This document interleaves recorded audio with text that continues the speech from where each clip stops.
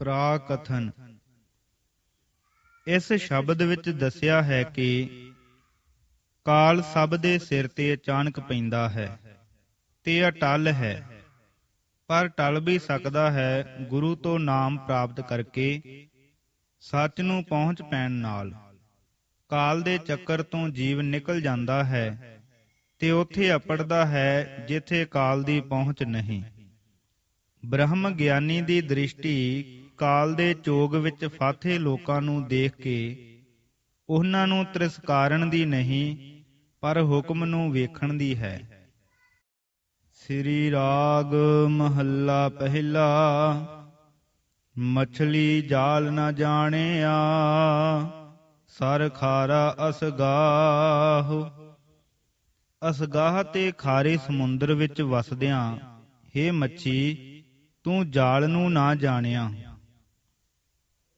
ਕਿ ਇੱਥੇ ਵਸਦਿਆਂ ਵੀ ਕਦੇ ਕਿਸੇ ਨੂੰ ਆ ਫਸਾਉਂਦਾ ਹੈ। ਅਤ ਸਿਆਣੀ ਸੋਹਣੀ, ਕਿਉ ਕੀਤੋ ਵੇਸਾਹ। ਹੇ ਮੱਛੀ, ਤੂੰ ਡਾਢੀ ਸਿਆਣੀ ਤੇ ਸੋਹਣੀ ਸੈਂ, ਵਿਸਾਹ ਕਿਉਂ ਕੀਤੋਈ। ਇਸ ਗੱਲ ਦਾ ਕਿ ਸਦਾ ਚਿੰਤ ਵਸ ਸਕਦੀ ਹਾਂ ਇੱਥੇ। ਕੀਤੇ ਕਾਰਨ ਪਾਕੜੀ, ਕਾਲ ਨ ਟਲੈ ਸਿਰਾਹੁ। ਇਸ ਵਿਸਾਹ ਕਾਰਨ ਕਰਕੇ ਪਕੜੀ ਗਈ ਏ ਬੀਬੀਏ। ਕਾਲ ਕਿਸੇ ਥਾਂ ਕਿਸੇ ਗੱਲੇ ਕਿਸੇ ਦੇ ਸਿਰ ਤੋਂ ਟਲ ਨਹੀਂ ਸਕਦਾ। ਭਾਈ ਰੇ ਇਉ ਸਿਰ ਜਾਣਹੁ ਕਾਲ। ਹੇ ਭਾਈ, ਮਨੁੱਖੋ ਇਉਂ ਹੀ ਆਪਣੇ ਸਿਰ ਤੇ ਵੀ ਕਾਲ ਝੂਮਦਾ ਜਾਣੋ। ਜਿਉ ਮੱਛੀ ਤਿਉ ਮਾਨਸਾ, ਪਵੈ ਅਚਿੰਤਾ ਜਾਲ ਰਹਾਉ। ਜਿਵੇਂ ਮੱਛੀ ਨੂੰ ਤਿਵੇਂ ਮਨੁੱਖਾਂ ਨੂੰ ਅਚੇਤ ਹੀ ਕਾਲ ਦਾ ਜਾਲ ਆ ਪੈਂਦਾ ਹੈ ਰਹਾਉ। ਸਭ ਜਗ ਬਾਧੋ ਕਾਲ ਕੋ, ਬਿਨ ਗੁਰ ਕਾਲ ਅਫਾਰ। ਸਾਰਾ ਜਗਤ ਕਾਲ ਦਾ ਬੰਨਿਆ ਹੋਇਆ ਹੈ। ਗੁਰੂ ਤੋਂ ਬਿਨਾਂ ਕਾਲ ਕਿਸੇ ਦਾ ਟਾਲਿਆ ਟਲਦਾ ਨਹੀਂ। ਸੱਚ ਰਤੇ ਸੇ ਉਬਰੇ, ਦੁਬਿਧਾ ਛੋੜ ਵਿਕਾਰ। ਹਾਂ, ਜੋ ਗੁਰੂ ਦੀ ਮੱਤ ਲੈ ਕੇ ਸਰੀਰ ਦੇ ਵਿਕਾਰਾਂ ਤੇ ਮਨ ਦੀ ਦੁਬਿਧਾ ਤੋਂ ਛੁੱਟ ਗਏ ਹਨ ਤੇ ਸੱਚ ਵਿੱਚ ਰਚ ਗਏ ਹਨ, ਉਹ ਕਾਲ ਦੇ ਜਾਲ ਤੋਂ ਬਚ ਨਿਕਲਦੇ ਹਨ। ਹਉ ਤਿਨ ਕੈ ਬਲਿਹਾਰਨੈ, ਦਰ ਸੱਚੈ ਸਚਿਆਰ। ਮੈਂ ਉਹਨਾਂ ਤੋਂ ਸਦਕੇ ਹਾਂ, ਉਹ ਸੱਚੀ ਦਰਗਾਹ ਵਿੱਚ ਸਚਿਆਰ ਮੰਨੇ ਜਾਣਗੇ। ਸੀ ਚਾਨੇ ਜੋ ਪੰਖੀਆ, ਜਾਲੀ ਬਾਧਕ ਹਾਥ। ਮੱਛੀ ਨੂੰ ਜਿਵੇਂ ਸਾਗਰ ਵਿੱਚ ਲੁਕ ਕੇ ਵਸਦਿਆਂ ਕਾਲ ਨਹੀਂ ਛੋੜਦਾ, ਤਿਵੇਂ ਆਕਾਸ਼ ਵਿੱਚ ਉੱਡਦੇ ਪੰਛੀਆਂ ਨੂੰ ਆਕਾਸ਼ ਵਿੱਚ ਤਾਂ ਬਾਜ ਫੜਨ ਲਈ ਫਿਰਦਾ ਹੈ ਤੇ ਹੇਠਾਂ ਧਰਤੀ ਉੱਤੇ ਫੰਦਕ ਜਾਲੀ ਹੱਥ ਵਿੱਚ ਲਈ ਫੜਨ ਨੂੰ ਪਿਆ ਫਿਰਦਾ ਹੈ, ਤਿਵੇਂ ਕਾਲ ਮਨੁੱਖਾਂ ਦੇ ਸਿਰ ਘੁੰਮ ਰਿਹਾ ਹੈ। ਗੁਰ ਰਾਖੇ ਸੇ ਉਬਰੇ, ਹੋਰ ਫਾਥੇ ਚੋਗੈ ਸਾਥ। ਕੇਵਲ ਉਹ ਕਾਲ ਦੇ ਚੱਕਰ ਤੋਂ ਬਚਦੇ ਹਨ ਜਿਨ੍ਹਾਂ ਨੂੰ ਗੁਰੂ ਬਚਾ ਲੈਂਦਾ ਹੈ। ਹੋਰ ਸਾਰੇ ਕਾਲ ਦੀ ਵਿਛਾਈ ਮੋਹ ਮਾਇਆ ਦੀ ਚੋਗ ਵਿੱਚ ਫਸ ਜਾਂਦੇ ਹਨ। ਬਿਨ ਨਾਵੈ ਚੁਣ ਸੁਟੀਐ ਹੈ, ਕੋਇ ਨਾ ਸੰਗੀ ਸਾਥ। ਨਾਮ ਵਿਹੂਣੇ ਹੋਣ ਕਰਕੇ ਉਹ ਚੁਣ ਕੇ ਨਰਕਾਂ ਵਿੱਚ ਸੱਟੇ ਜਾਂਦੇ ਹਨ, ਜਿੱਥੇ ਉਹਨਾਂ ਨੂੰ ਕੋਈ ਸੰਗੀ ਸਾਥੀ ਨਹੀਂ ਬਹੁੜਦਾ। ਪ੍ਰਸ਼ਨ। ਜੋ ਗੁਰੂ ਦੇ ਰੱਖੇ ਬਚ ਜਾਂਦੇ ਹਨ, ਉਹ ਕਿਵੇਂ ਬਚਦੇ ਹਨ? ਉੱਤਰ। ਸੱਚੋ ਸੱਚਾ ਆਖੀਐ, ਸੱਚੇ ਸੱਚਾ ਥਾਨ। ਵਾਹਿਗੁਰੂ ਜੋ ਸੱਚ ਸਰੂਪ ਹੈ, ਉਸ ਦਾ ਸੱਚਾ ਨਾਮ ਆਖੀਏ ਭਾਵ ਉਚਾਰੀਏ ਤਾਂ ਉਸ ਸੱਚੇ ਦੇ ਸਤ ਸਰੂਪ ਨੂੰ ਪਹੁੰਚ ਪਾਈਦਾ ਹੈ। ਥਾਨ ਦਾ ਭਾਵ ਹੈ ਟਿਕਾਣਾ, ਭਾਵ ਸਰੂਪ। ਜਿਨੀ ਸੱਚਾ ਮੰਨਿਆ ਤਿਨ ਮਨ ਸੱਚ ਧਿਆਨ। ਇਉਂ ਜਿਨ੍ਹਾਂ ਨੇ ਸਤ ਸਰੂਪ ਨੂੰ ਮੰਨ ਲਿਆ ਹੈ, ਉਹਨਾਂ ਦੇ ਮਨ ਵਿੱਚ ਸੱਚਾ ਭਾਵ ਸਤ ਸਰੂਪ ਦਾ ਧਿਆਨ ਕਾਇਮ ਹੋ ਜਾਂਦਾ ਹੈ। ਮਨ ਮੁਖ ਸੂਚੇ ਜਾਣੀਐ ਹੈ, ਗੁਰਮੁਖ ਜਿਨ੍ਹਾਂ ਗਿਆਨ। ਹਾਂ, ਜਿਨ੍ਹਾਂ ਨੇ ਗੁਰੂ ਦੁਆਰਾ ਗਿਆਨ ਪਾਇਆ ਹੈ, ਉਹ ਮਨ ਕਰਕੇ ਵੀ ਅਤੇ ਮੁਖ ਕਰਕੇ ਵੀ ਸੁੱਚੇ ਜਾਣੀਦੇ ਹਨ। ਸਤਿਗੁਰ ਅੱਗੇ ਅਰਦਾਸ ਕਰ, ਸਾਜਨ ਦੇ ਮਿਲਾਏ।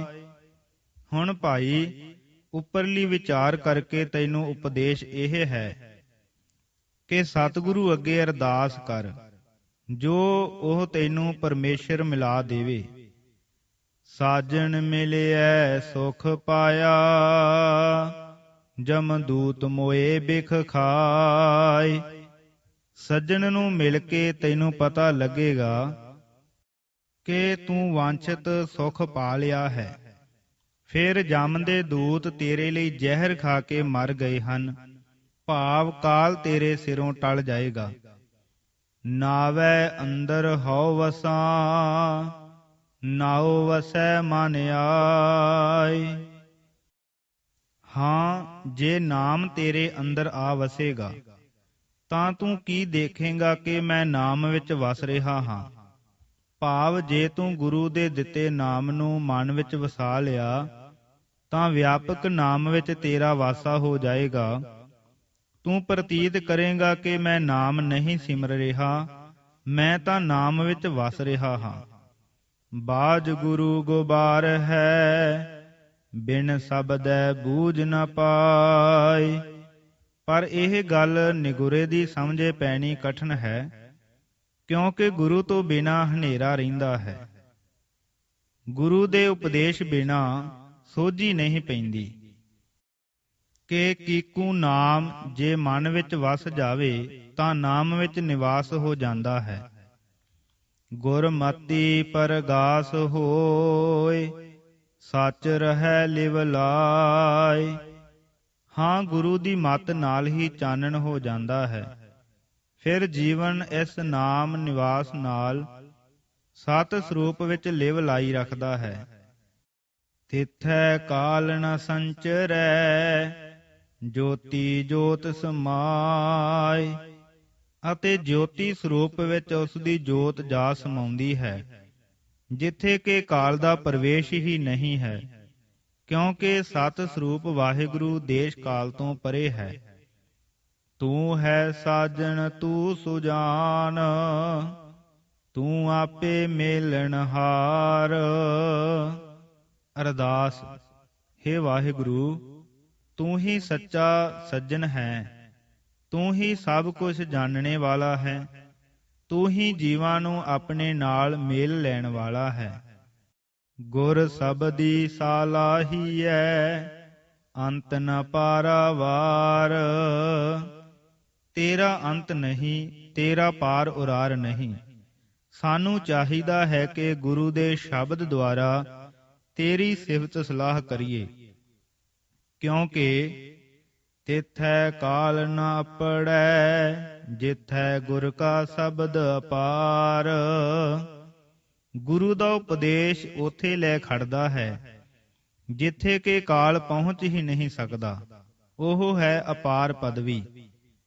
ਉੱਪਰ ਸਾਰਾ ਕੁਝ ਉਪਦੇਸ਼ ਰੂਪ ਕਿਹਾ ਹੈ ਤੇ ਜਾਚ ਦੱਸੀ ਹੈ ਜੋਤੀ ਸਰੂਪ ਵਿੱਚ ਅਪੜਨ ਦੀ, ਜਿੱਥੇ ਕਿ ਕਾਲ ਦੀ ਪਹੁੰਚ ਹੀ ਨਹੀਂ। ਹੁਣ ਆਪਣੀ ਬ੍ਰਹਮ ਦ੍ਰਿਸ਼ਟੀ ਵਿੱਚ ਬੋਲਦੇ ਹਨ। ਹੁਕਮੀ ਸਭੇ ਊਪਜੈ ਹੈ, ਹੁਕਮੀ ਕਾਰ ਕਮਾਹੇ। ਜੀਵ ਸਾਰੇ ਹੁਕਮ ਵਿੱਚ ਉਪਜਦੇ ਹਨ, ਹੁਕਮ ਵਿੱਚ ਸਾਰੇ ਕਾਰ ਕਮਾਉਂਦੇ ਹਨ। ਹੁਕਮੀ ਕਾਲੈ ਵਸ ਹੈ, ਹੁਕਮੀ ਸਾਚ ਸਮਾਹੇ। ਹੁਕਮ ਵਿੱਚ ਹੀ ਕੋਈ ਕਾਲ ਚੱਕਰ ਦੇ ਵਸ ਵਿੱਚ ਪੈਂਦੇ ਹਨ, ਹੁਕਮ ਵਿੱਚ ਹੀ ਕਈ ਸੱਚ ਵਿੱਚ ਜਾ ਸਮਾਉਂਦੇ ਹਨ। ਨਾਨਕ ਜੋ ਤਿਸ ਭਾਵੈ ਸੋ ਥੀਐ, ਏਨਾ ਜਨਤਾ ਵਸ ਕਿਛ ਨਾਹਿ।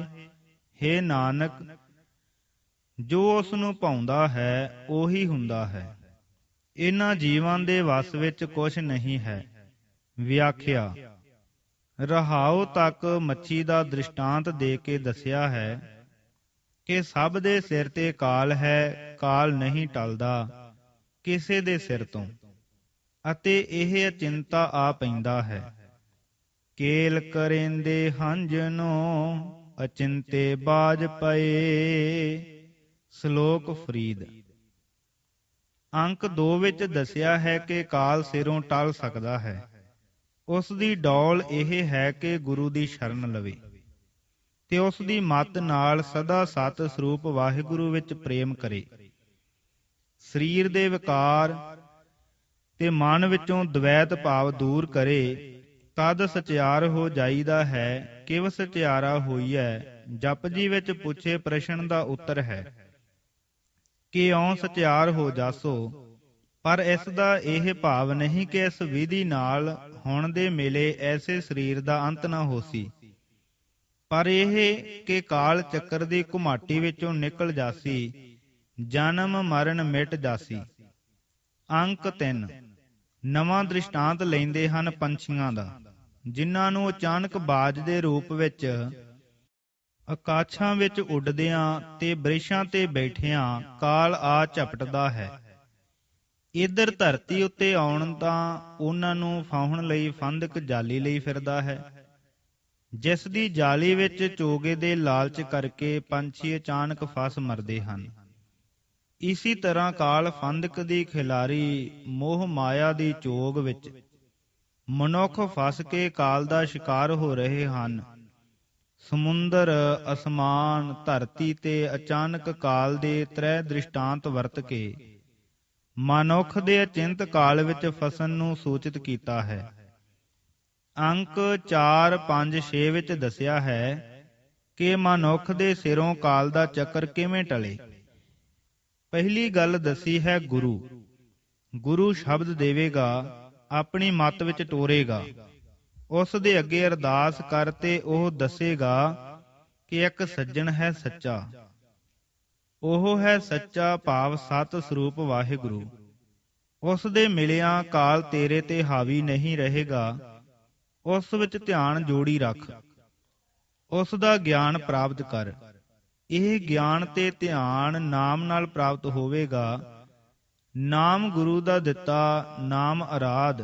ਇਹ ਨਾਮ ਵਿਆਪਕ ਨਾਮ ਵਿੱਚ ਲੈ ਜਾਏਗਾ। ਤਦ ਸਹਿਜ ਧਿਆਨ ਲੱਗ ਜਾਏਗਾ ਸਤ ਸਰੂਪ ਵਿੱਚ। ਸਤ ਸਰੂਪ ਦਾ ਟਿਕਾਣਾ ਹੈ ਸਤ। ਸਤ ਕੀ ਹੈ? ਤ੍ਰੈ ਕਾਲ ਅਬਾਦ ਰੂਪ। ਉਹ ਟਿਕਾਣਾ ਕਾਲ ਤੋਂ ਉੱਪਰ ਹੈ। ਇਸ ਸਤ ਵਿੱਚ ਲਿਵ ਲੱਗਿਆ ਉਥੇ ਪਹੁੰਚੇਗਾ। ਉਥੇ ਜੋਤੀ ਸਰੂਪ ਹੈ। ਉਸ ਵਿੱਚ ਸਮਾ ਗਿਆ, ਦੇਸ਼ ਕਾਲ ਤੋਂ ਪਰੇ ਚਲਾ ਜਾਏਗਾ। ਅੰਕ 7 ਵਿੱਚ ਸਿੱਟਾ ਦੱਸਦੇ ਹਨ ਕਿ ਭਾਈ ਮੂਲ ਗੱਲ ਗੁਰੂ ਦਾ ਸ਼ਬਦ ਹੈ, ਜਿਸ ਦੇ ਪ੍ਰਤਾਪ ਕਰਕੇ ਬੇਅੰਤ ਨੂੰ ਧਿਆ ਕੇ ਬੇਅੰਤ ਵਿੱਚ ਅਪੜੀਦਾ ਹੈ, ਜਿੱਥੇ ਕਾਲ ਦੀ ਪਹੁੰਚ ਹੀ ਨਹੀਂ ਹੈ। ਅੰਕ 8 ਵਿੱਚ ਆਪਣੀ ਬ੍ਰਹਮ ਦ੍ਰਿਸ਼ਟੀ ਪਾਈ ਹੈ, ਜਿਸ ਵਿੱਚ ਕੁਝ ਕਹਿਣਾ ਨਹੀਂ ਬਣਦਾ। ਜੈਸੇ ਕਿ ਗੁਰੂ ਵਾਕ ਹੈ, ਤਿਸ ਕੈ ਭਾਣੈ ਕੋਇ ਨ ਭੂਲਾ, ਜਿਨ ਸਗਲੋ ਬ੍ਰਹਮ ਪਛਾਤਾ। ਸੋਰਠ ਮਹੱਲਾ 5। ਉਸ ਦ੍ਰਿਸ਼ਟੀ ਵਿੱਚ ਫਿਰ ਹੁਕਮੀ ਦਿਸਦਾ ਹੈ, ਤੇ ਉਸ ਦਾ ਹੁਕਮ ਦਿਸਦਾ ਹੈ ਜੋ ਸਭ ਤੋਂ ਅੰਤਮ ਕਾਰਨ ਹੈ ਸਾਰੀ ਖੇਲ ਦਾ। ਜੋ ਬ੍ਰਹਿਮੰਡ ਵਿੱਚ ਹੋ ਰਹੀ ਹੈ ਉਹ ਇਹ ਹੈ ਕਿ ਹੁਕਮ ਨਾਲ ਉਤਪਤੀ ਹੋ ਰਹੀ ਹੈ। ਹੁਕਮ ਵਿੱਚ ਖੇਲ ਹੋ ਰਿਹਾ ਹੈ ਤੇ ਆਪੋ ਆਪਣੇ ਨਾਟ ਦੇ ਕਾਰਜ ਸਾਰੇ ਕਰ ਰਹੇ ਹਨ ਤੇ ਸਾਰੇ ਕਾਲ ਦੇ ਵਸ ਹਨ। ਜੋ ਹੁਕਮੀ ਨੂੰ ਪਛਾਣਦੇ ਹਨ ਉਹ ਸਤ ਸਰੂਪ ਵਿੱਚ ਜਾ ਸਮਾਉਂਦੇ ਨੇ। ਗੱਲ ਕੀ, ਜੋ ਕੁਝ ਹੋ ਰਿਹਾ ਹੈ ਸੂਤਰਧਾਰ ਦੇ ਹੁਕਮ ਵਿੱਚ ਖੇਲ ਹੋ ਰਿਹਾ ਹੈ। ਇਸ ਦਾ ਭਾਵ ਇਹ ਨਹੀਂ ਕਿ ਜੀਵ ਆਪਣੀ ਇਖਲਾਕੀ ਜ਼ਿੰਮੇਵਾਰੀ ਤੋਂ ਬਰੀ ਕਰ ਦਿੱਤੇ ਨੇ। ਉਹ ਤਾਂ ਨਾਟ ਦੇ ਹਿਸਾਬ ਚੋਰ ਚੋਰੀ ਕਰੇਗਾ, ਪਰ ਨਾਟ ਦੇ ਹਿਸਾਬ ਹੀ ਕੈਦਖਾਨੇ ਜਾਏਗਾ। ਇਹ ਦ੍ਰਿਸ਼ਟੀ ਬ੍ਰਹਮ ਗਿਆਨੀ ਦੀ ਹੈ, ਜੋ ਉਰਲੇ ਸਾਰੇ ਕਾਰਨਾਂ ਤੋਂ ਉੱਠ ਕੇ ਅੰਤਮ ਕਾਰਨ ਕਾਰਨਾਂ ਦੇ ਕਾਰਨ ਤੇ ਜਾ ਟਿਕਦੀ ਹੈ ਤੇ ਕੇਵਲ ਉਸੇ ਨੂੰ ਦੇਖਦੀ ਹੈ। ਕਹੋ ਨਾਨਕ ਗੁਰ ਭਰਮ ਕਾਟਿਆ, ਸਗਲ ਬ੍ਰਹਮ ਵਿਚਾਰ। ਸ੍ਰੀ ਰਾਗ ਮਹੱਲਾ ਪੰਜਵਾ। ਨਿਰੋਕਤ। ਸਰ ਦਾ ਭਾਵ ਹੈ ਤਲਾ, ਭਾਵ ਸਮੁੰਦਰ। ਅਸਗਾਹੋ ਦਾ ਭਾਵ ਹੈ ਅਥਾਹ। ਸਿਰਾਹੋ ਦਾ ਭਾਵ ਹੈ ਸਿਰ ਉਤੋਂ। ਅਫਾਰ ਦਾ ਭਾਵ ਹੈ ਅਮੋੜ, ਜੋ ਟਲਦਾ ਨਹੀਂ, ਅਟਲ। ਸੀਚਾਨੇ ਦਾ ਭਾਵ ਹੈ ਫਾਰਸੀ ਵਿੱਚ ਸੇਚਨ, ਬਾਜ ਦੀ ਕਿਸਮ ਦਾ ਇੱਕ ਉਸ ਤੋਂ ਛੋਟਾ ਪੰਛੀ। ਜਾਲੀ ਦਾ ਭਾਵ ਹੈ ਫਾਹੀ। ਬਦਕ ਦਾ ਭਾਵ ਹੈ ਫੰਦਕ। ਸਾਜਨ ਦਾ ਭਾਵ ਹੈ ਮਿੱਤਰ, ਭਾਵ ਪਰਮੇਸ਼ਰ। ਬਿਖ ਖਾਏ ਭਾਵ ਜ਼ਹਿਰ ਖਾ ਕੇ ਉਸ ਪ੍ਰਾਣੀ ਲਈ ਜਮਦੂਤ ਮਾਨੋ ਜ਼ਹਿਰ ਖਾ ਕੇ ਮਰ ਗਏ, ਭਾਵ ਨਹੀਂ ਰਹੇ। ਨਾਵੇ ਅੰਦਰ ਦਾ ਭਾਵ ਹੈ ਨਾਮ ਵਿੱਚ, ਭਾਵ ਹੈ ਉਸ ਨਾਮ ਵਿੱਚ ਜੋ ਵਿਆਪਕ ਨਾਮ ਹੈ, ਉਸ ਵਿੱਚ ਮੇਰਾ ਨਿਵਾਸ ਹੋ ਜਾਏਗਾ, ਜੇਕਰ ਮੇਰੇ ਮਨ ਵਿੱਚ ਨਾਮ ਆ ਵਸੇ। ਜੋ ਗੁਰੂ ਨੇ ਦਿੱਤਾ ਤੇ ਮੈਂ ਸਿਮਰਨਾ ਹੈ। ਨੰਬਰ 2। ਇਸ ਤੁਕ ਦਾ ਇਹ ਅਰਥ ਵੀ ਆ ਰਿਹਾ ਹੈ ਕਿ ਵਾਹਿਗੁਰੂ ਜੀ ਆਖਦੇ ਹਨ ਕਿ ਨਾਮ ਵਿੱਚ ਮੈਂ ਵਸਦਾ ਹਾਂ, ਜੇ ਇਹ ਨਾਮ ਤੁਹਾਡੇ ਮਨ ਵਿੱਚ ਆ ਵਸੇ। ਫਿਰ ਸਪਸ਼ਟ ਨਤੀਜਾ ਇਹ ਹੈ ਕਿ ਮੈਂ ਤੁਹਾਡੇ ਮਨ ਵਿੱਚ ਆ ਵਸਾਂਗਾ। ਇਹ ਅਰਥ ਵੀ ਬਹੁਤ ਨੇੜੇ ਢੁਕਦਾ ਹੈ। ਵਾਕ ਹੈ, ਹਰ ਸਿਮਰਨ ਮਹਿ ਆਪ ਨਿਰੰਕਾਰਾ।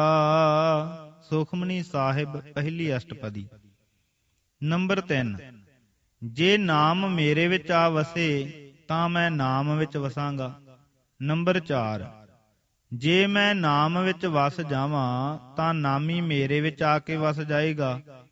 ਪਰ ਪਾਠ ਰਸਤਾ ਨਹੀਂ ਦੇਂਦਾ ਇਸ ਅਰਥ ਦਾ, ਕਿਉਂਕਿ ਵਿੱਚ ਪਦ ਨਾਮ ਨਹੀਂ ਹੈ ਜਿਸ ਦਾ ਅਰਥ ਨਾਮੀ ਹੋ ਸਕੇ। ਪਾਠ ਤਾਂ ਨਾਉ ਹੈ। ਨਾਵੈ ਤੇ ਨਾਉ ਦਾ ਅਰਥ ਵਾਹਿਗੁਰੂ ਵੀ ਨਹੀਂ ਬਣਦਾ। ਨਾ ਸੰਚਰੈ ਦਾ ਭਾਵ ਹੈ ਸੰਚਾਰ ਨਹੀਂ ਰੱਖਦਾ, ਦਖਲ ਨਹੀਂ ਰੱਖਦਾ, ਪ੍ਰਵੇਸ਼ ਨਹੀਂ ਕਰ ਸਕਦਾ।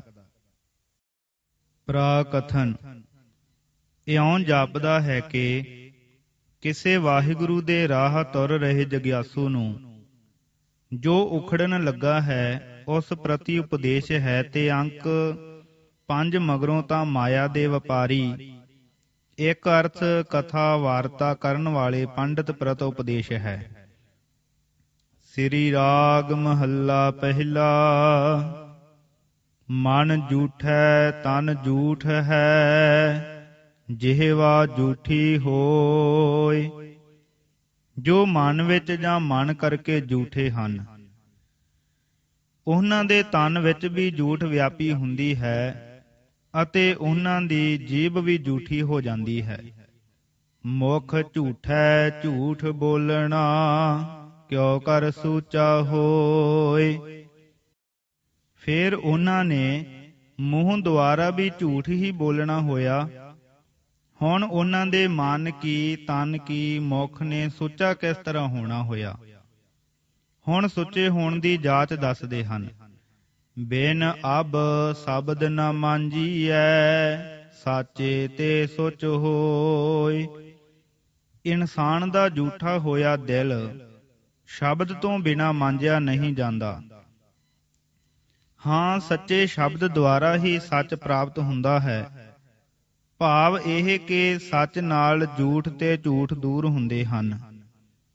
ਮੁੰਦੇ ਗੁਣਹੀਣੀ ਸੁਖ ਕੇਹੇ, ਪਿਰ ਰਲਿਆ ਰਸ ਮਾਨਸੀ। ਸਾਚ ਸ਼ਬਦ ਸੁਖ ਨੇਹੇ ਰਹਾਉ।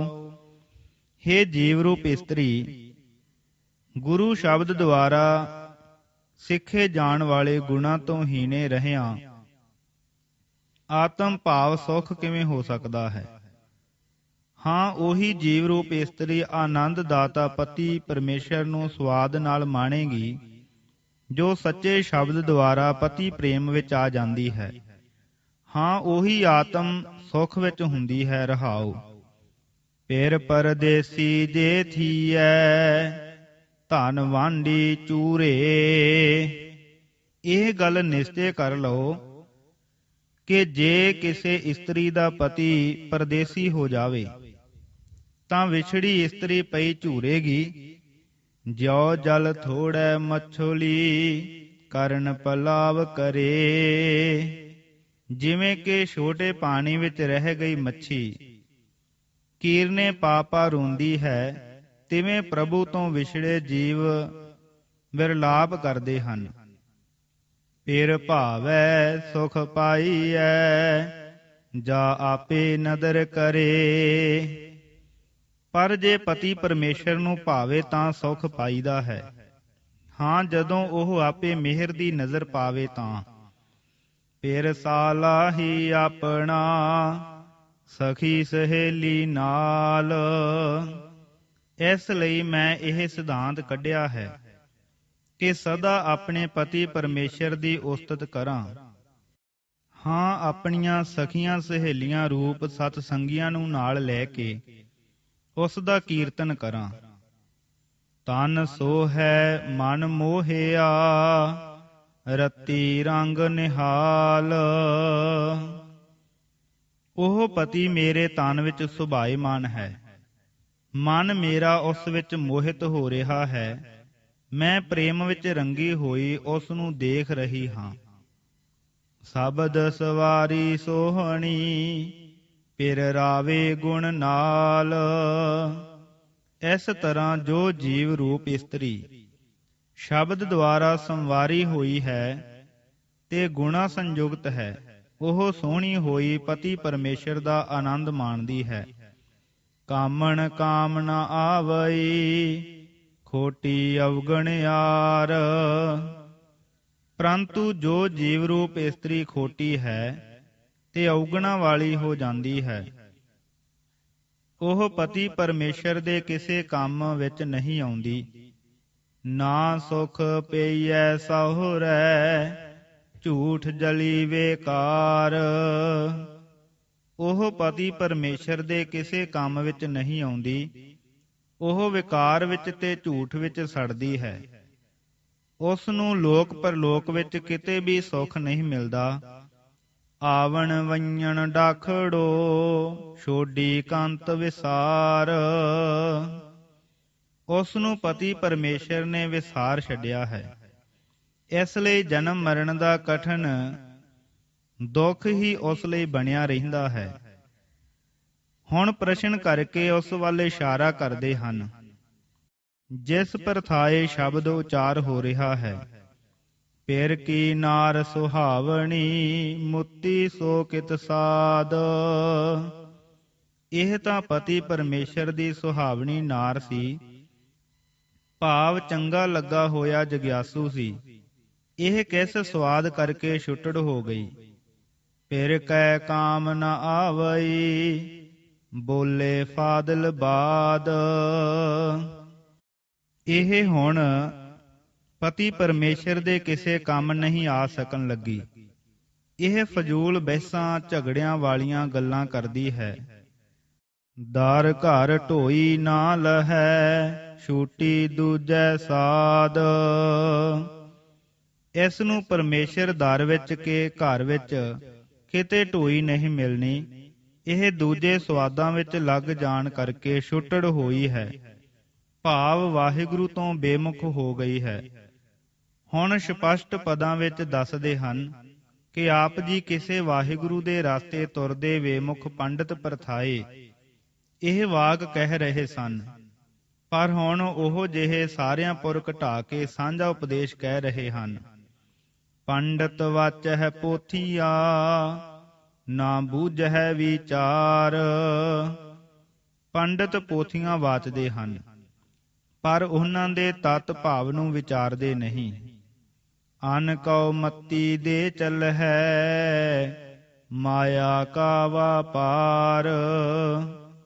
ਹੋਰਨਾਂ ਨੂੰ ਮੱਤਾਂ ਦਿੰਦੇ ਰਹਿੰਦੇ ਹਨ, ਜੋ ਇੱਕ ਮਾਇਕ ਵਿਹਾਰ ਉਹਨਾਂ ਨੇ ਬਣਾ ਰੱਖਿਆ ਹੈ। ਸੋ ਸਮਝ ਲਓ ਕਿ ਉਹਨਾਂ ਤੋਂ ਕਥਨੀ ਝੂਠੀ ਜਗ ਪਵੈ ਰਹਿਣੀ ਸ਼ਬਦ ਸੋ ਸਾਰ। ਉਹਨਾਂ ਤੋਂ ਜਗਤ ਨੇ ਝੂਠੀ ਕਥਨੀ ਧਾਰਨ ਕੀਤੀ ਹੈ। ਉਹ ਜਗਤ ਪਿਆ ਭਟਕਦਾ ਹੈ, ਪਰ ਸਾਰ ਵਸਤੂ ਹੈ ਸ਼ਬਦ ਦੀ ਰਹਿਣੀ। ਕੇਤੇ ਪੰਡਤ ਜੋਤ ਕੀ, ਬੇਦਾ ਕਰਹਿ ਵਿਚਾਰ। ਕਿਤਨੇ ਹੀ ਹਨ ਸ਼ਾਸਤਰ ਵੇਤਾ ਪੰਡਤ, ਕਿਤਨੇ ਹਨ ਜੋਤਸ਼ੀ। ਤੇ ਕਿਤਨੇ ਹਨ ਜੋ ਵੇਦਾਂ ਦਾ ਵਿਚਾਰ ਕਰਦੇ ਹਨ। ਵਾਦ ਵਿਰੋਧ ਸਲਾਹਣੇ, ਵਾਦੇ ਆਵਣ ਜਾਨ। ਕਿਤਨੇ ਹਨ ਮਹਾਭਾਰਤ ਆਦਿ ਦੇ ਵਿਰੋਧਾਂ ਤੇ ਝਗੜਿਆਂ ਵਿੱਚ ਰੱਤੇ ਲੋਕਾਂ ਦੇ ਸਲਾਹੁਣ ਵਾਲੇ ਕਥੱਕੜ। ਉਹਨਾਂ ਨੂੰ ਵਾਦਾਂ ਵਿੱਚ ਰਹਿਣੇ ਕਰਕੇ ਜਨਮ ਮਰਨ ਬਣਿਆ ਰਹਿੰਦਾ ਹੈ। ਬਿਨ ਗੁਰ ਕਰਮ ਨ ਛੁਟ ਸੀ, ਕਹਿ ਸੁਣ ਆਖ ਵਖਾਨ। ਕਹਿਣ ਨਾਲ, ਸੁਣਨ ਨਾਲ, ਵਿਆਖਿਆ ਕਰਕੇ ਦੱਸਣ ਨਾਲ ਗੁਰੂ ਦੀ ਮਿਹਰ ਬਿਨਾ ਕੋਈ ਨਹੀਂ ਛੁਟੇਗਾ। ਹੁਣ ਕਿਉਂਕਿ ਮੰਦ ਕਰਮੀਆਂ ਦਾ ਵਰਣਨ ਕੀਤਾ ਹੈ, ਚਾਹੋ ਉਪਦੇਸ਼ ਦਿੱਤਾ ਹੈ ਸ਼ੁਭ ਕਰਮਾਂ ਤੇ ਬੰਦਗੀ ਦਾ, ਪਰ ਫੇਰ ਨਮਰਤਾ ਵਿੱਚ ਵਰਤਦੇ ਹੋਏ ਸਿੱਟਾ ਦੱਸਦੇ ਹਨ ਸਾਰੇ ਸ਼ਬਦ ਦਾ। ਸਭ ਗੁਣਵੰਤੀ ਆਖੀਐ ਹੈ, ਮੈਂ ਗੁਣ ਨਾਹੀ ਕੋਇ। ਸਾਰੀਆਂ ਗੁਣਵੰਤੀਆਂ ਆਖੀ ਦੀਆਂ ਹਨ, ਪਰ ਮੇਰੇ ਵਿੱਚ ਕੋਈ ਗੁਣ ਨਹੀਂ ਹੈ। ਹਰ ਵਰ ਨਾਰ ਸੁਹਾਵਣੀ, ਮੈਂ ਭਾਵੈ ਪ੍ਰਭ ਸੋਇ। ਭਾਵ ਸਾਰੇ ਰੱਬ ਦੇ ਰਸਤੇ ਲੱਗੇ ਹੋਏ ਚੰਗੇ ਹਨ, ਮੈਂ ਨਹੀਂ। ਤੇ ਇਹ ਸੱਚ ਹੈ ਕਿ ਜੋ ਪਰਮੇਸ਼ਰ ਪਤੀ ਦੀ ਨਾਰੀ ਹੈ, ਉਹੀ ਸੁਭਾਏਮਾਨ ਹੈ। ਹੁਣ ਇਹ ਕਿਵੇਂ ਹੋਵੇ ਕਿ ਮੈਨੂੰ ਉਹ ਪ੍ਰਭੂ ਪਿਆਰਾ ਲੱਗੇ। ਨਾਨਕ ਸ਼ਬਦ ਮਿਲਾਵੜਾ, ਨਾ ਵੇਛੋੜਾ ਹੋਏ। ਉੱਤਰ ਦਿੰਦੇ ਹਨ, ਹੇ ਨਾਨਕ, ਉਸ ਪ੍ਰਭੂ ਪਤੀ ਨਾਲ ਮੇਲ ਸ਼ਬਦ ਦੁਆਰਾ ਹੁੰਦਾ ਹੈ, ਜਿਸ ਨੂੰ ਮਿਲ ਕੇ ਫੇਰ ਵਿਛੋੜਾ ਨਹੀਂ ਹੁੰਦਾ। ਵਿਆਖਿਆ। ਇਸ ਸ਼ਬਦ ਦੀ ਕੁੰਜੀ ਅੰਕ 5 ਵਿੱਚ ਹੈ। ਜਿਸ ਵੇਲੇ ਫਰਮਾਉਂਦੇ ਹਨ, ਪਿਰ ਕੀ ਨਾਰ ਸੁਹਾਵਣੀ, ਮੁੱਤੀ ਸੋ ਕਿਤ ਸਾਧ। ਜਿਸ ਤੋਂ ਪਤਾ ਲੱਗਾ ਕਿ ਕਿਸੇ ਵਾਹਿਗੁਰੂ ਜੀ ਦੇ ਰਸਤੇ ਸੋਹਣੀ ਤਰ੍ਹਾਂ ਤੁਰ ਰਹੇ ਨੂੰ ਵਾਹਿਗੁਰੂ ਵਿਮੁਖ ਹੁੰਦਾ ਵੇਖ ਕੇ ਉਸ ਪ੍ਰਥਾਏ ਸ਼ਬਦ ਉਚਾਰਿਆ ਹੈ, ਜਿਸ ਨੂੰ ਸਰਬਕਾਲੀ ਉਪਦੇਸ਼ ਬਣਾ ਦਿੱਤਾ ਹੈ। ਇਹ ਪ੍ਰਸ਼ਨ ਕਰਕੇ ਉਸ ਦੀ ਦਸ਼ਾ ਦੱਸਦੇ ਹਨ ਕਿ ਇਸ ਨੇ ਹੁਣ ਫਜ਼ੂਲ ਗੱਲਾਂ ਹੀ ਸਿੱਖ ਲਈਆਂ ਹਨ। ਇਸ ਨੂੰ ਹੁਣ ਢੋਈ ਕਿਤੇ ਨਹੀਂ ਮਿਲਣੀ, ਕਿਉਂਕਿ ਇਹ ਦੂਜੇ ਸੁਆਦ ਵਿੱਚ ਠੱਗੀ ਗਈ ਹੈ। ਵਾਹਿਗੁਰੂ ਤੋਂ ਛੁੱਟ ਮਾਇਆ ਤੇ ਮਾਇਕ ਰਸਨਾ ਨੇ ਇਸ ਨੂੰ ਮੋਹ ਲਿਆ ਹੈ। ਇਸ ਦੂਜੇ ਸੁਆਦ ਕਰਕੇ ਇਹ ਪਤੀ ਪਰਮੇਸ਼ਰ ਤੋਂ ਛੁੱਟੜ ਹੋ ਗਈ ਹੈ। ਹੁਣ ਅੰਕ 6 ਵਿੱਚ ਉਸ ਵਿਅਕਤੀ ਦੀ ਹੋਰ ਵਿਆਖਿਆ ਕਰਦੇ ਹਨ ਜਿਸ ਪ੍ਰਥਾਏ ਸ਼ਬਦ ਉਚਾਰਿਆ ਹੈ। ਦੱਸਦੇ ਹਨ ਕਿ ਉਹ ਪੰਡਤ ਹੈ, ਪੋਥੀਆਂ ਪੜ੍ਹਦਾ ਵਿਚਾਰਦਾ ਹੈ, ਪਰ ਪੋਥੀਆਂ ਦਾ ਜੋ ਤੱਤ ਸਾਰ ਹੈ ਉਸ ਦੀ ਵਿਚਾਰ ਵਿੱਚ ਨਹੀਂ ਪੈਂਦਾ। ਹੋਰਨਾਂ ਨੂੰ ਤਾਂ ਮੱਤਾਂ ਤਿਆਗ ਵੈਰਾਗ ਦੀਆਂ ਦਿੰਦਾ ਹੈ, ਪਰ ਆਪੋ ਆਪਣੇ ਪਰਮਾਰਥ ਨੂੰ ਮਾਇਆ ਪੈਦਾ ਕਰਨ ਦਾ ਇੱਕ ਵਪਾਰ ਬਣਾ ਰਿਹਾ ਹੈ। ਇਸ ਲਈ ਜੋ ਕੁਝ ਕਥਨ ਕਰਦਾ ਹੈ ਉਹ ਝੂਠ ਹੈ, ਕਿਉਂਕਿ ਉਹ ਜਾਣਦਾ ਹੈ ਕਿ ਮੈਂ ਆਪ ਕਮਾ ਨਹੀਂ ਰਿਹਾ ਤੇ ਇਹਨਾਂ ਨੂੰ ਠੱਗਣ ਵਾਸਤੇ ਕਥਾ ਵਾਰਤਾ ਸੁਣਾ ਰਿਹਾ ਹਾਂ। ਇਸ ਲਈ ਇਸ ਨੂੰ ਫਲ ਜੋ ਮਿਲਣਾ ਹੈ ਉਹ ਜਗਤ ਵਿੱਚ ਭਟਕਦੇ ਫਿਰਨਾ ਹੈ। ਸ਼੍ਰੇਸ਼ਟ ਤੇ ਸਾਰ ਰੂਪਤਾ ਅਰਥਾਤ ਸੱਚੀ ਤੇ ਤਤ ਰੂਪ ਕਥਨੀ ਤਾਂ ਹੋਵੇ ਜੇ ਰਹਿਣੀ ਸ਼ਬਦ ਵਾਲੀ ਹੋਵੇ। ਭਾਵ ਸ਼ਬਦ ਨਾਲ ਮਨ ਨੂੰ ਮਾਂਜੇ ਤੇ ਗੁਰ ਉਪਦੇਸ਼ ਦੀ ਰਹਿਣੀ ਰਹੇ ਤਾਂ ਸਾਰ ਪ੍ਰਾਪਤ ਹੋਵੇ। ਇਸ ਨੂੰ ਇਹ ਇੱਕ ਵਿਅਕਤੀ ਤੇ ਜੋ ਗੱਲ ਜਾਂ ਹਾਲਤ ਘਟਦੀ ਸੀ ਉਸ ਦਾ ਵਰਣਨ ਕਰਕੇ ਉਸ ਦੀਆਂ ਬਹੁਤਿਆਂ ਤੇ ਘਟਨਾ ਜਾਂ ਉਸ ਦਾ ਹੋਰਨਾਂ ਵਿੱਚ ਵੀ ਹੋਣਾ ਦੱਸਦੇ ਹਨ ਕਿ ਇਹ ਇੱਕ ਨਹੀਂ, ਇਸ ਵਰਗੇ ਅਨੇਕਾਂ ਪੰਡਤ, ਜੋਤਸ਼ੀ ਤੇ ਵੇਦ ਦੇ ਵਿਚਾਰਨ ਵਾਲੇ ਵਿਦਵਾਨ ਹਨ। ਕਈ ਵਾਦ ਵਿਰੋਧ ਦੇ ਸਲਾਹੁਣ ਵਾਲੇ ਹਨ।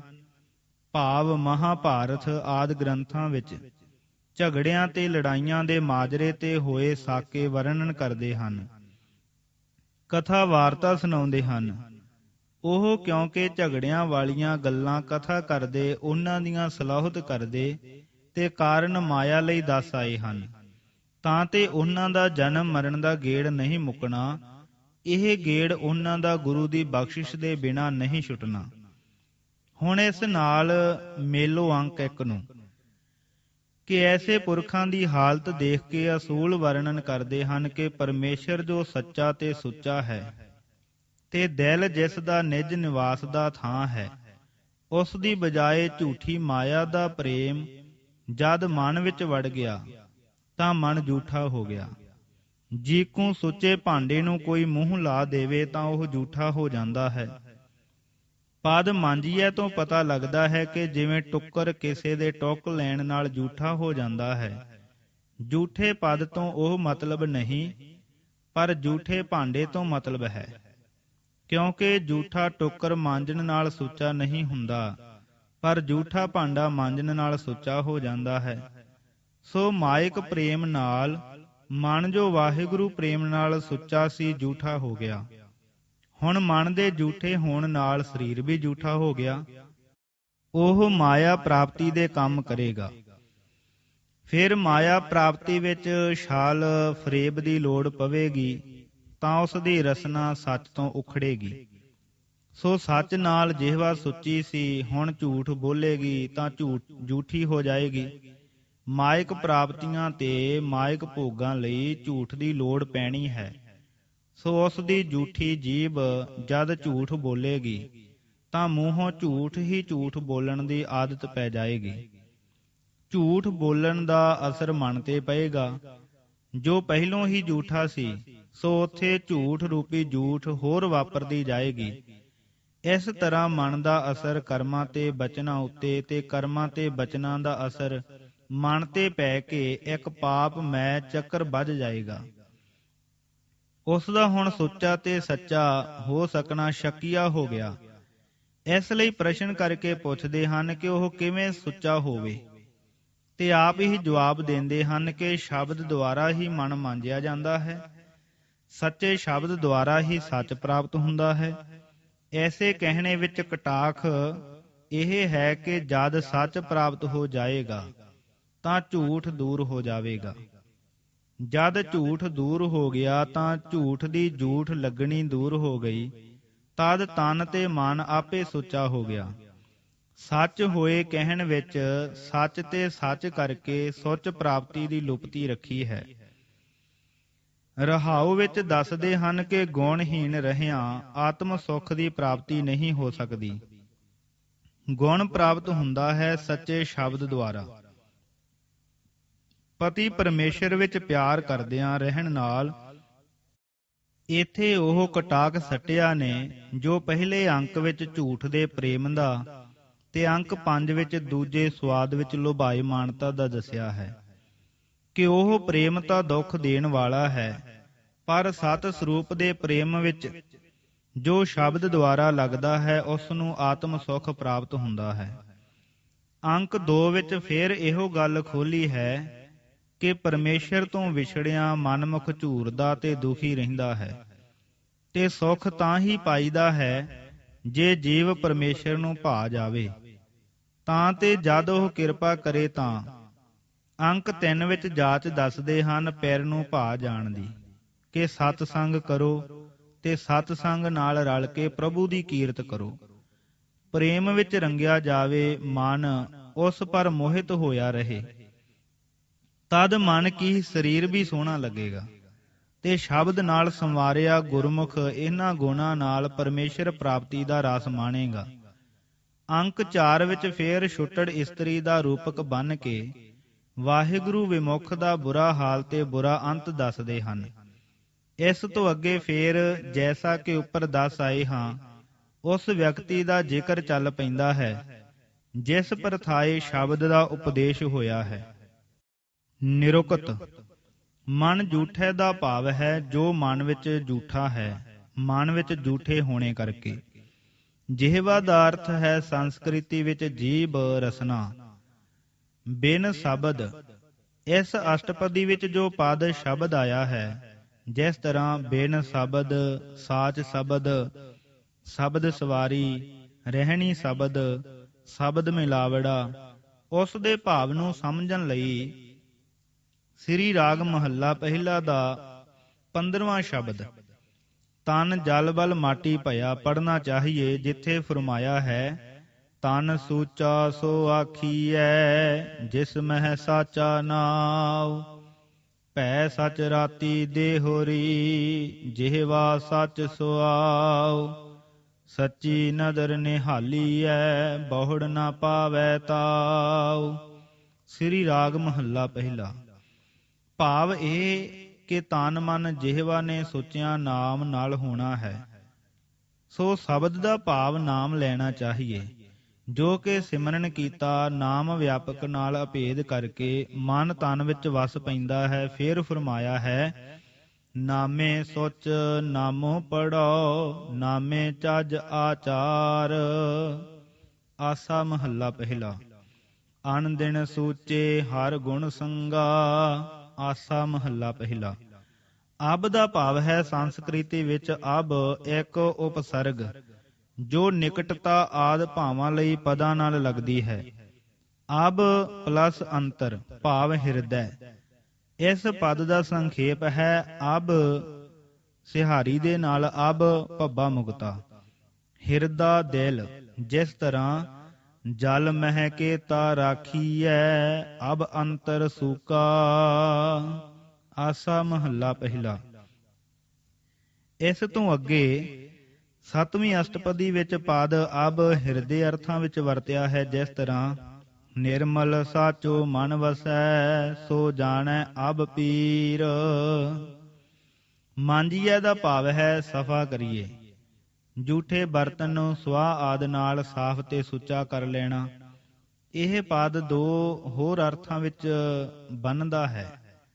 ਅਬ ਦੇ ਅਰਥ ਨੂੰ ਅਤੇ ਦੱਸਦਾ ਹੈ ਕਿ ਇਸ ਦਾ ਇਤਲਾਕਾ ਜੂਠੀ ਵਸਤੂ ਨਹੀਂ, ਪਰ ਜੂਠੇ ਬਰਤਨ ਤੇ ਹੈ, ਕਿਉਂਕਿ ਮਾਂਜੀ ਦਾ ਬਰਤਨ ਹੈ। ਨੇਹ ਦਾ ਭਾਵ ਹੈ ਪਿਆਰ ਵਿੱਚ, ਪਿਆਰ ਨਾਲ। ਵਾਂਡੀ ਦਾ ਭਾਵ ਹੈ ਪੁਰਾਤਨ ਪੰਜਾਬੀ ਵਿੱਚ ਵੱਖ ਹੋਈ ਹੋਈ, ਵਿਛੜੀ ਹੋਈ। ਸਖੀ ਸਹੇਲੀ ਦਾ ਭਾਵ ਹੈ ਸੰਤਾਂ ਗੁਰਮੁਖਾਂ ਸਤ ਸੰਗੀਆਂ ਨਾਲ। ਕਾਮਣ ਦਾ ਭਾਵ ਹੈ ਇਸਤਰੀ। ਡਾਖੜੋ ਦਾ ਭਾਵ ਹੈ ਪੁਰਾਤਨ ਪੰਜਾਬੀ ਵਿੱਚ ਔਖਾ, ਕਠਨ, ਔਖ, ਦੁੱਖ। ਮੋਤੀ ਦਾ ਭਾਵ ਹੈ ਛੱਡੀ ਗਈ, ਛੋਟੜ ਕੀਤੀ ਹੋਈ। ਫਾਦਲ ਦਾ ਭਾਵ ਹੈ ਅਰਬੀ ਵਿੱਚ ਫਜ਼ੂਲ, ਵਾਧੂ, ਬੇਮਤਲਬ, ਝਗੜਿਆਂ ਝਾਂਜਿਆਂ ਤੋਂ ਮੁਰਾਦ ਹੈ। ਬ੍ਰਿਥਾ। ਜੋਤਕੀ ਦਾ ਅਰਥ ਹੈ ਦੇਖੋ ਪੰਨਾ 369, ਤਾਰੇ, ਗ੍ਰਹਿ, ਨਛੱਤਰਾਂ ਆਦਿ ਦਾ ਅਸਰ ਦੱਸਣ ਵਾਲੇ। ਵਾਦੇ ਦਾ ਭਾਵ ਹੈ ਝਗੜਿਆਂ ਕਰਕੇ।